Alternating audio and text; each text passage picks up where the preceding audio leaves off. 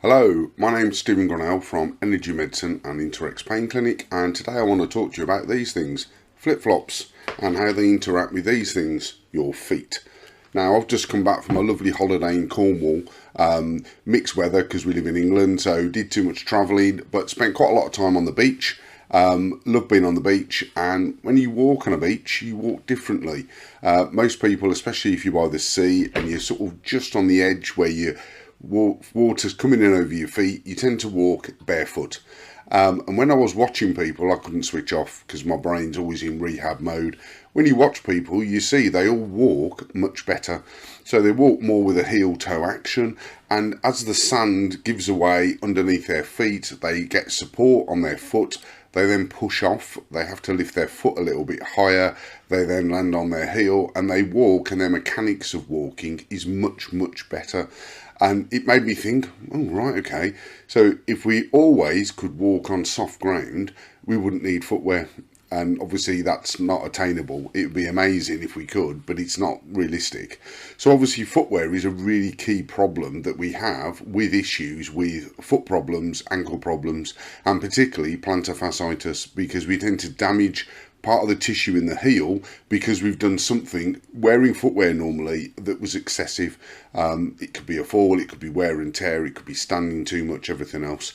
But the key thing is that because our foot's supported in some way and we're moving in a particular way, that the muscles aren't being used in the correct format. So when you walk, what you should be doing is, everyone tells me this, you land on your heel, your body weight transfers, then you push off. And that is exactly how everyone should walk and does walk to some level. Now, the key thing that I noticed when I was on the beach was that when people were walking on soft sand and they were walking usually by the water, because that's where I spend quite a lot of the time because I quite enjoy that type of environment. Obviously, as you walk through that, your stride length slightly shorter because no one's rushing, so we're not at work, we're on holiday, so everyone's in a more relaxed state, people are chatting, it's really, really positive. So obviously then, as that goes through, because of your foot going into the into the sand, and it's landing on its heel, your body weight's transferring, then you're pushing off, that movement is all supported by the movement then of the sand and the water over your feet. So what that does then is provide the foot with loads of support, and it's really comfortable to do. Now, what's interesting is if you walk a little bit away from the water coming in and the sand's, say, wet and it's quite heavily packed, it's quite hard. Everyone starts to walk slightly differently. So what they do then is they shorten their stride even more, but they tend to then walk, they push off the same, but they land a little bit more flat-footed or on their toes. And the reason they're doing that is they're using their foot as a shock absorber. So the landing on the toe takes some of the pressure off because the ground is a lot harder. So we already adapt what we do. Then as you get closer to the sort of amenities and stuff with the beach, as you come onto the drier sand, maybe from where people are sunbathing and everything else, people put on these things, me included. So the whole point of putting those on is so that you can walk around the little shops, nip to the car, whatever else, and you've got some level of protection from the hard ground, the uncomfortable stuff, whether it's rocks, whether it's tarmac. Now obviously when you put these on, you have to do something slightly differently. So we've talked initially, perfect sort of walking movement, heel-toe action, brilliant. You go onto some harder ground in bare feet, it's still not too uncomfortable, but you do modify what you do. As soon as you put these on, you change everything that you do. So the first thing that changes is, instead of your foot being nice and flat, all of the muscles at the bottom, so all the muscles around here, start to work in this sort of movement because they're holding the flip-flop on the foot. So they're holding it where your laces would normally hold on. Okay, so if you see the muscles are working the opposite way, it's more difficult to walk properly with heel, toe and push off because you're holding a flip-flop on. So what you tend to do is you slide. So it's a little bit like you're either ice skating or cross-country skiing. So your movement is like this as opposed to that, that and that. And the reason for that is you're holding the footwear on your foot.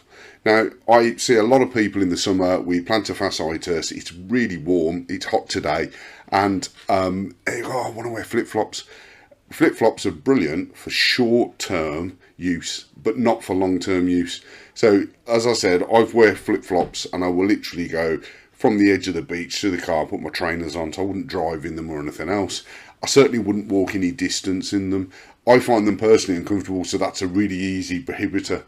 A lot of people find them comfortable, and there's some really, really cool flip-flops now where they've got lots of support, they've got almost like cushioned soles, everything, which is brilliant from a stand point of view. But as soon as you start walking in them, you're altering your movement position, you're having to hold the flip-flop on your foot, and you're going to change how you walk accordingly. What that does then is put a lot more pressure on your fascia. Now, if you've got plantar fasciitis, that's just going to aggravate it. So I say to everybody, particularly in the hot weather, shoes and socks off, let your feet be the feet, and obviously allow the foot to modify depending on the surface and the environment, so what you need to do. And that means that all the muscles that you've got in your foot, so all the muscles at the bottom here and the ones underneath, can obviously help work to support your foot. Now, the best thing about soft ground is that obviously it moves with you, so you have to use all of your muscles to gain traction. So you'll find that if you do a lot of walking on sand, your feet start to hurt because the muscles aren't used to working in that way, which is brilliant. And then if you run in sand, what you notice is that people again do really push off, so you get loads of sand kicking up and everything else because the ground's giving away. So you can see why your foot is operating the way that it is, and obviously also about why it's so flexible. So there's so many muscles and so many bones in your foot to allow for all the nuances of movement to aid with balance, otherwise you'd fall over. So the key thing is, if we could live in a society where we could just literally walk by the beach all the time, we'd be in utopia. But the reality is, footwear is really, really important, but you need to think about your footwear for what you're doing for an activity and change your footwear accordingly. Now, you naturally change how you walk depending on the surface when you're in bare feet. So the example I gave, you walk really, really well when you're on soft sand by, say, by the sea, when the water's coming in. As the sand gets harder, you modify how you walk. So you naturally do that because of how it feels. Now, obviously then, if you then go into the next phase where you start putting different sorts of footwear on, again, what that does is it reduces your sensitivity to the environment. So therefore, you walk in relation to the footwear, not in relation to the environment. And obviously a lot of people choose incorrect footwear. I've talked a lot about trainers and boots and other bits in other videos. But the key thing I want you to focus on, it's summer. Wear these sparingly, short distances, standing's fine, but no real long walking around, particularly if you're going to the shops or other activities. Sandals where they actually hold onto your foot, much, much better. And obviously that, if you've got any plantar fasciitis or any issues, these things just make it 10 times worse. You're way better off, as much as possible, being in bare feet. That's what your foot was designed for. And obviously then, from a movement and walking point of view, it will strengthen the foot up and it will help your fascia heal.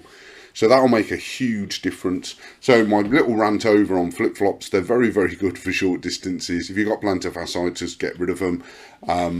But everything else, your body molds itself depending on the environment. So you adjust how you stand and you walk depending on what feedback and feeling you get. So obviously that's really important to help keep all the muscles strong and all the structures strong. If you then sanitize that by putting boots on and shoes on and everything else all of the time, your foot gets weaker and weaker, which is why we have a big prevalence of plantar fasciitis. So if you want to find out more, have a conversation with me, there's loads of links and other bits that you can look at in the various bios, and also then with contacting me via the website. So my name's Stephen Grinnell from Energy Medicine and Interex Pain Clinic, and my rant on flip-flops is now over.